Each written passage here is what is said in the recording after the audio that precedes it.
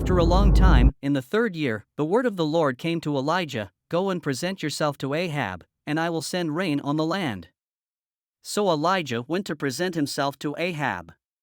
Now the famine was severe in Samaria, and Ahab had summoned Obadiah, his palace administrator. Obadiah was a devout believer in the Lord. While Jezebel was killing off the Lord's prophets, Obadiah had taken 100 prophets and hidden them in 2 caves, 50 in each, and had supplied them with food and water. Ahab had said to Obadiah, "Go through the land to all the springs and valleys. Maybe we can find some grass to keep the horses and mules alive so we will not have to kill any of our animals." So they divided the land they were to cover, Ahab going in one direction and Obadiah in another. As Obadiah was walking along, Elijah met him. Obadiah recognized him, bowed down to the ground, and said, "Is it really you, my lord Elijah?" "Yes," he replied. "Go tell your master, Elijah is here." "What have I done wrong," asked Obadiah, "that you are handing your servant over to Ahab to be put to death? As surely as the Lord your God lives, there is not a nation or kingdom where my master has not sent someone to look for you. And whenever a nation or kingdom claimed you were not there, he made them swear they could not find you. But now you tell me to go to my master and say, 'Elijah is here.' I don't know where the Spirit of the Lord may carry you when I leave you. If I go and tell Ahab and he doesn't find you, he will kill me. Yet I your servant have worshipped the Lord since my youth.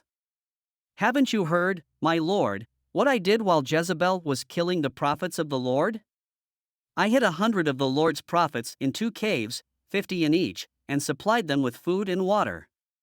And now you tell me to go to my master and say, 'Elijah is here.' He will kill me." Elijah said, "As the Lord Almighty lives, whom I serve, I will surely present myself to Ahab today." So Obadiah went to meet Ahab and told him, and Ahab went to meet Elijah. When he saw Elijah, he said to him, "Is that you, you troubler of Israel?"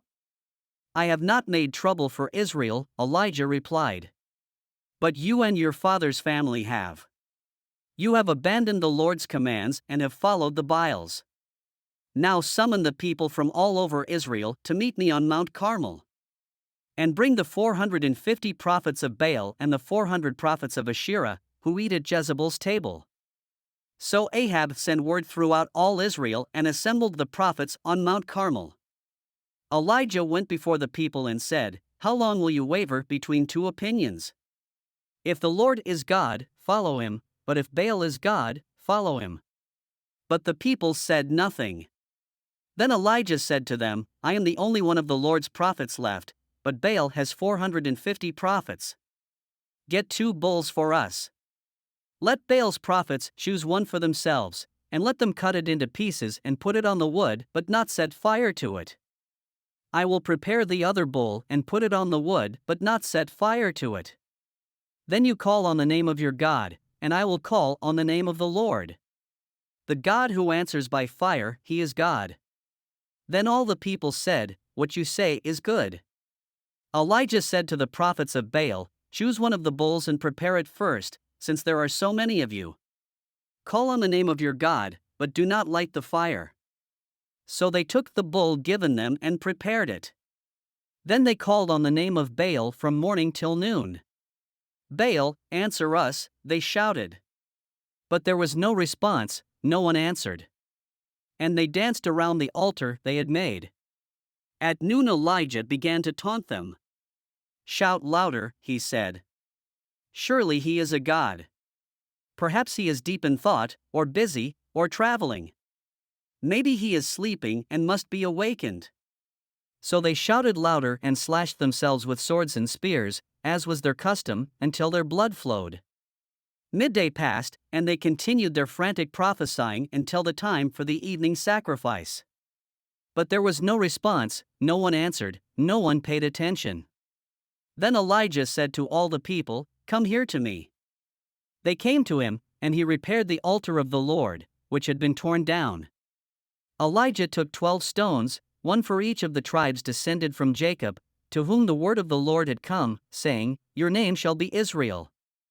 With the stones he built an altar in the name of the Lord, and he dug a trench around it large enough to hold 2 seahs of seed. He arranged the wood, cut the bull into pieces, and laid it on the wood. Then he said to them, "Fill 4 large jars with water and pour it on the offering and on the wood." "Do it again," he said, and they did it again. "Do it a 3rd time," he ordered, and they did it the 3rd time. The water ran down around the altar and even filled the trench. At the time of sacrifice, the prophet Elijah stepped forward and prayed, "Lord, the God of Abraham, Isaac, and Israel, let it be known today that you are God in Israel and that I am your servant and have done all these things at your command. Answer me, Lord, answer me, so these people will know that you, Lord, are God, and that you are turning their hearts back again."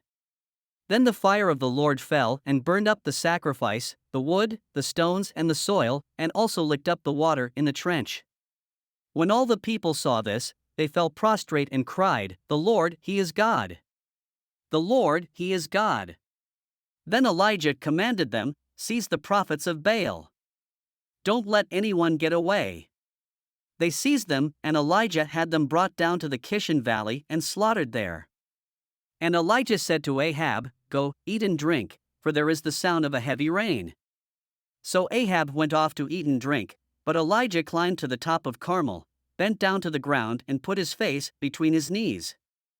"Go and look toward the sea," he told his servant. And he went up and looked. "There is nothing there," he said.